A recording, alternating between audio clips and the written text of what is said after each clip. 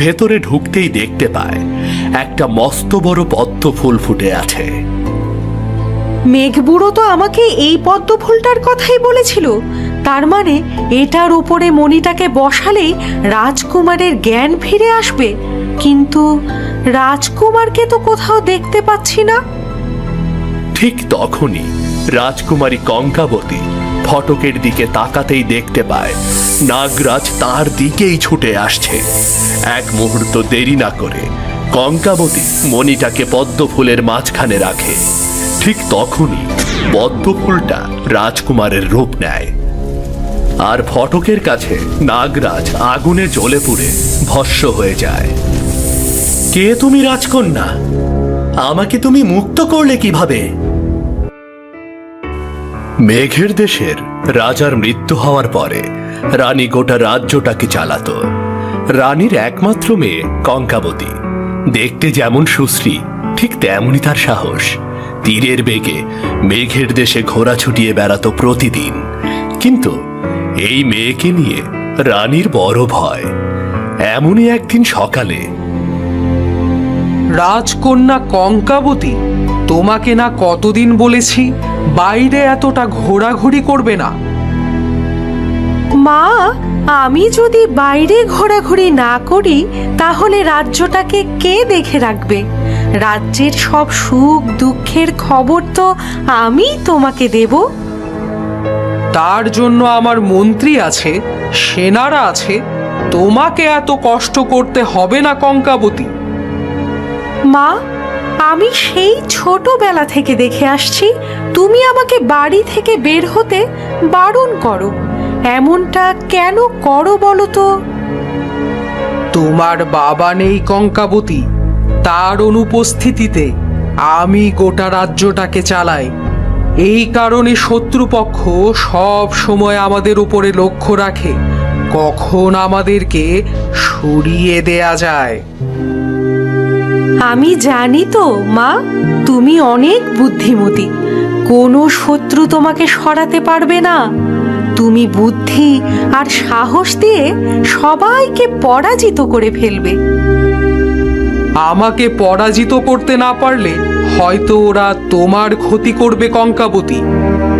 এই নিয়ে রাত দিন আমার বড় ভয় হয়। মা, আমার ভেতরে তোমার মতো সাহস আর বাবার মতো যুদ্ধ কৌশল আছে। আমাকে হারানো এতটা সহজ নয়। ওই দুর্বল শত্রুপক্ষের ভয়ে আমি ঘরে বসে থাকতে পারবো না। কঙ্কাবতী আর একটা কথাও না বলে ছুটে ঘর থেকে বের হয়ে যায়। রানীর কপালে চিন্তার ভাঁজ আরো স্পষ্ট হয়। হে সৃষ্টিকর্তা, মেয়েটাকে তুমি দেখে রেখো। এমন দুরন্ত মেয়েকে আটকানো আমার পক্ষে সম্ভব নয়। এদিকে এই রাজ্যের মন্ত্রী তখন রানীর বিরুদ্ধে ষড়যন্ত্রে লিপ্ত হয়। গোপনে সে কয়েকজন সেনাকে নিয়ে বন্দী করে। সব কিছুই তো তোমরা শুনলে। যদি ঠিকভাবে কাজটা করতে পারো, তোমাদের পদোন্নতির ব্যবস্থা আমি করে দেব। কিন্তু মন্ত্রী মশাই, এই রাজ্যে থেকে এই রাজ্যের রানীমার সাথে এমন বেইমানি করাটা কি ঠিক হবে? তুমি যদি এত ভালো মানুষই দেখাও তাহলে চলে যেতে পারো, তবে তাতে কিন্তু আমার কাজটা আটকে থাকবে না। শুধু আমি এই রাজ্যের রাজা হওয়ার পরে তোমার কি হাল হবে সেটা একবার ভেবে দেখো তুমি, কেমন? মন্ত্রী মশাই, আমি আপনার কথাই রাজি। আপনি যেমনে বলবেন আমি ঠিক তেমনই করবো। এই তো সেনা, তোমার মাথায় বুদ্ধি আছে, তোমাকে দেখলেই বোঝা যায়। মন্ত্রী মশাই, আমাকে ভুল বুঝবেন না, আমিও আপনার কথায় রাজি আছি। আজকে রাতেই কাজটা শেষ হয়ে যাবে। ঠিক আছে, তাহলে আর কোনো কথা নেই। কাল সকালে তোমাদের সাথে রাজবাড়িতে দেখা হবে, কেমন? গভীর রাতে রানী আর কঙ্কাবতীকে সেনারা বন্দি করে ফেলে। পরদিন সকালে রাজদরবারে তাদেরকে নিয়ে বসে মন্ত্রী। মন্ত্রী মশাই, সব কাজ আপনার কথা মতোই সম্পূর্ণ হয়েছে। সত্যি তোদের মতো কাজের সেনাই আমার দরকার রে। এই দুইজনকে কি এখন আমরা কারাগারে বন্দি করব? দুজনকে না, শুধুমাত্র রানীকে কারাগারে বন্দি করা হোক, আর রাজকুমারী কঙ্কাবতী আমার হয়ে একটা কাজ করবে। শয়তান মন্ত্রী, আমি তোর হয়ে কোনো কাজ করব না। ও তাই বুঝি? তাহলে তোমার সামনেই রানীকে মেরে ফেলার হুকুম দেই। না না, আমার মায়ের কোনো ক্ষতি করবেন না। আমি সব করব, সব করব। আপনি যেমন যেমন বলবেন আমি ঠিক তেমনটাই করব। এই তো এতক্ষণে পথে এসেছ। শোনো, পাতালপুরে এক মহাশক্তিশালী নাগরাজ আছে। তার মাথায় আছে একটা নাগমণি। ওই নাগমণি হাতে পেলে আমি হব সব থেকে শক্তিশালী মানুষ। তাই আমার জন্য তোমাকে ওই নাগমণি পাতালপুরি থেকে উদ্ধার করে এনে দিতে হবে। যদি নিয়ে আসতে পারো তবেই রানীকে মুক্ত করে দেব। কিন্তু এ যে অসাধ্য কাজ। নাগরাজের মাথা থেকে মণি উদ্ধার কোনো রকমেই সম্ভব নয়। তাহলে ধরে নাও রানীকে তুমি আর বাঁচাতে পারলে না। এই কঙ্কাবতীকে ছেড়ে দেওয়া হোক। সেনারা কঙ্কাবতীকে ছেড়ে দেয়। কঙ্কাবতী মন খারাপ করে মেঘের ওপর বসে থাকে। কিভাবে কি করবে কিছুই বুঝতে পারছিল না। ঠিক এই সময় মেঘ বুড়ো এসে তার সামনে দাঁড়ায়। আমাদের রাজকুমারীর কি হয়েছে? তাকে এমন মন খারাপ দেখাচ্ছে কেন? আমাদের সব কিছু শেষ হয়ে গেছে মেঘবুড়ো। মন্ত্রীর ষড়যন্ত্রে আমার মা বন্দী হয়ে গেছে। মন্ত্রী বলেছে আমি যদি পাতালপুরি থেকে নাগরাজের মাথার মণি নিয়ে আসতে পারি তবেই মাকে মুক্তি দেবে। পাতালপুরীর নাগরাজের মাথার মণি? সেটা তো আনা যে প্রায় অসম্ভব। আমি জানি মেঘবুড়ো, এই কারণেই সব কিছু হারিয়ে নিরাশ হয়ে বসে আছি। তোর মাথায় যদি বুদ্ধি থাকে, বুকে অপরিসীম সাহস থাকে, তবেই নাগরাজকে হারাতে পারবি। মনে রাখবি, নাগরাজের সাথে কখনো শক্তিতে পারা যাবে না। ওর সাথে বুদ্ধিতে জয়ী হতে হবে। কিন্তু মেঘবুড়ো, কিভাবে? আমি তো পাতালপুরি সম্পর্কে কিছুই জানি না, আর না জানি ওই নাগরাজ সম্পর্কে। শোন, আমি তোকে বলি, পাতালপুরীর রাজকুমারকে অনেক বছর যাবত ওই নাগরাজ বন্দি করে রেখেছে। কেউ ওই নাগরাজের হাত থেকে রাজকুমারকে বাঁচাতে পারে না। যেই যায় নাগরাজের হাতে তারই মৃত্যু হয়। তাহলে আমি কিভাবে পারবো মেঘবুড়ো? আমারও তো ওই নাগরাজের হাতে মৃত্যু হবে। কোন বুদ্ধি দিয়ে তুই কাজটা করবি সেটা তোর নিজেকেই বের করতে হবে। কিন্তু কিভাবে কি করতে হবে আমি সেটা তোকে বলে দিতে পারি। ঠিক আছে মেঘবুড়ো, আমাকে কিভাবে কি করতে হবে বলো। পাতালপুরীর প্রথম ফটকে ঢোকার পথেই ওই নাগরাজ তোকে আক্রমণ করবে। সাবধান, এই সময়ে তুই একবারের জন্য ওই মনির কথা চিন্তা করবি না। তাহলে নাগরাজের মাথার মনির মহাশক্তি তোকে শেষ করে ফেলবে। তুই যে কোনো ফন্দিতে ওই সাপকে বন্দি করবি, তারপরে ওর মাথা থেকে মণিটাকে নিয়ে নিবি। এতেই কি নাগরাজ মারা যাবে? এত সহজে ওই নাগরাজের মৃত্যু হবে না কঙ্কাবতী। নাগরাজকে কোনো বাঁধন দিয়ে বেশিক্ষণ আটকে রাখা সম্ভব নয়। কিন্তু তুই বুদ্ধি করে ওকে যতক্ষণ আটকে রাখবি, ঠিক ওই সময়ের ভেতরে পাতালপুরীর ভেতরে ঢুকে লাল পদ্মের উপর ওই মণিটাকে বসাতে হবে। একবার কাজটা করতে পারলেই ওই নাগরাজের মৃত্যু হবে। আর পাতালপুরীর বন্দি রাজকুমার জ্ঞান ফিরে পাবে। তোমাকে অনেক ধন্যবাদ মেঘবুড়ো। আমি আজকেই ওই পাতালপুরীতে যাব। আমার মাকে বাঁচানোর শেষ চেষ্টা করতেই হবে। আমার তোর ওপর পূর্ণ বিশ্বাস আছে। আমি জানি তুই বুদ্ধি আর সাহস দিয়ে ঠিক জয়ী হয়ে ফিরবি। কঙ্কাবতী মেঘের ভেলায় ভাসতে ভাসতে দূরে মিলিয়ে যায়।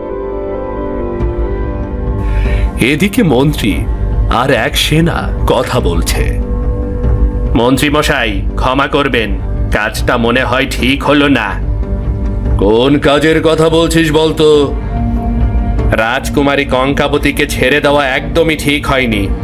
যদি সত্যি সত্যি পাতালপুরী থেকে নাগরাজের মণিটা নিয়ে আসে, তখন তো কথা মতো রানীমাকে আপনার ছেড়ে দিতে হবে। তোর কি মনে হয় রাজকুমারী কঙ্কাবতী নাগরাজের মণি আনতে পারবে? আজ পর্যন্ত যারাই ওই মণি আনতে গেছে তাদেরই প্রাণ গেছে। আর যদি কোনো মতে কঙ্কাবতী মণিটাকে ফিরে নিয়েও আসে, তখন মণিটা আমি কেড়ে নেব আর ওকে বন্দি করে রাখবো। মন্ত্রী মশাই, আপনার বুদ্ধির জবাব নেই। ঠিক সন্ধ্যাবেলা পাতালপুরীতে এসে পৌঁছায় রাজকুমারী কঙ্কাবতী। চারিদিকে গাছের ইয়া বড় বড় শেকড় ঝুলে আছে, আর ভেতর দিয়ে হেঁটে যাচ্ছে কঙ্কাবতী। সেই কখন থেকে কেবল হেঁটেই যাচ্ছি, জানি না কোথায় সেই পাতালপুরীর প্রধান ফটক। চারদিকে কতটা নিঃশব্দ, কতটা নিস্তেজ আর ছমছমে। আমার তো এখনই বড্ড ভয় করছে। না না, মনকে সাহস দিতে হবে। মায়ের জীবন এখন আমার হাতে। যেভাবেই হোক মাকে আমার মুক্ত করতেই হবে। ঠিক এই সময় রাজকুমারী কঙ্কাবতী দেখতে পায় তার সামনে দাঁড়িয়ে আছে পাতালপুরীর মস্ত বড় ফটক। আশেপাশে না তাকিয়ে সে সোজা ফটক দিয়ে ভেতরে ঢুকতে যায়।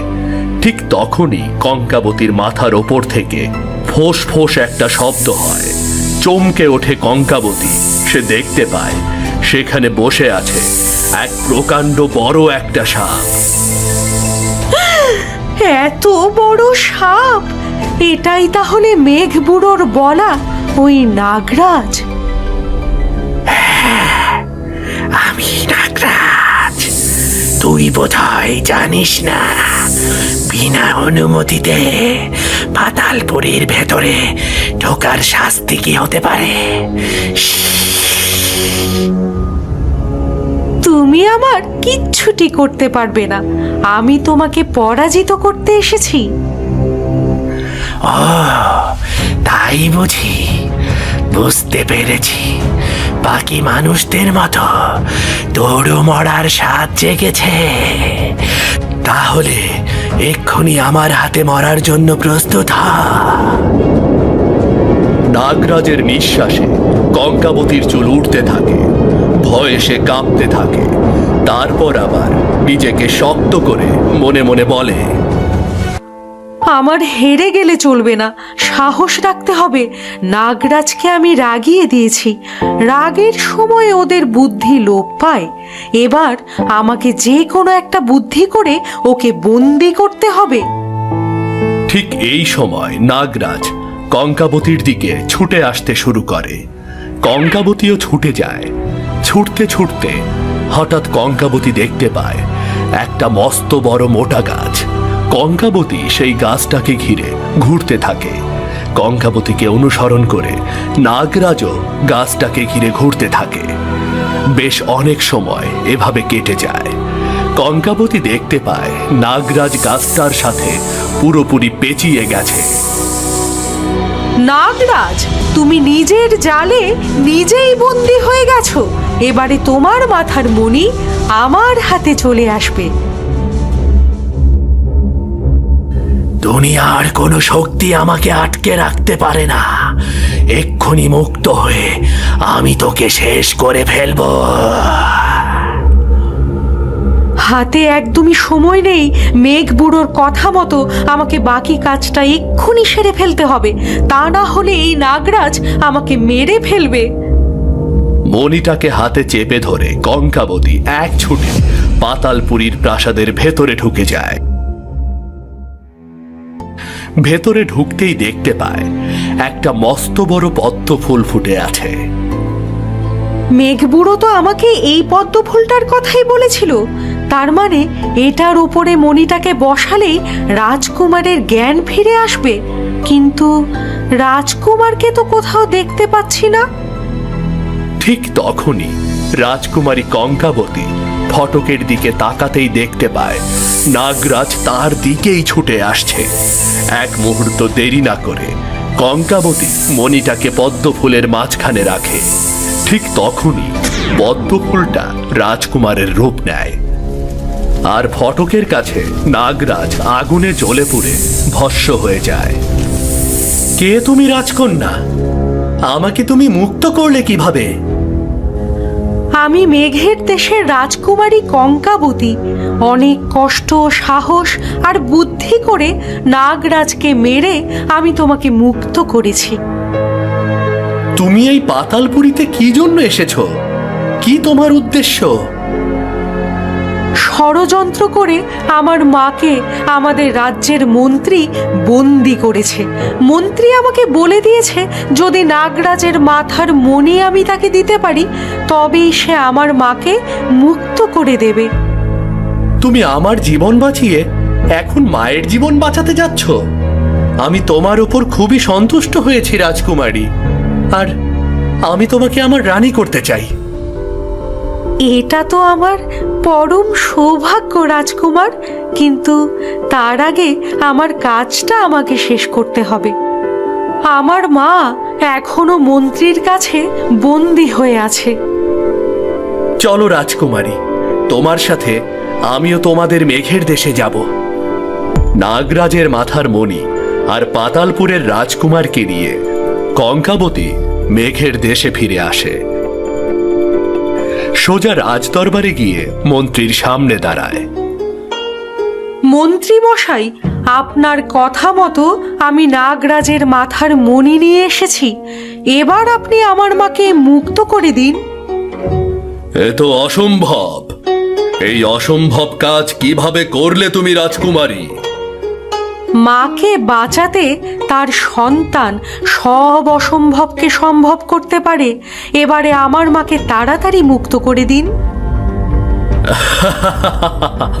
তোমার কি মনে হয় কঙ্কাবতী, তুমি মণিটা আমাকে দিয়ে দেবে আর আমি অমনি তোমার মাকে মুক্ত করে দেব? এত সহজ নয়।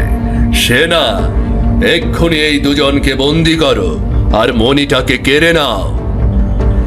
মন্ত্রীর আদেশে সেনা কঙ্কাবতীর দিকে এগিয়ে আসে। ঠিক তখনই মণি থেকে একটা আলো বের হয়ে গিয়ে দুজনকেই মাটিতে ফেলে দেয়। এটা কি হলো? কি হলো এটা? বলতে না বলতেই আরেকটা আলো গিয়ে মন্ত্রীর শরীরে আঘাত করে।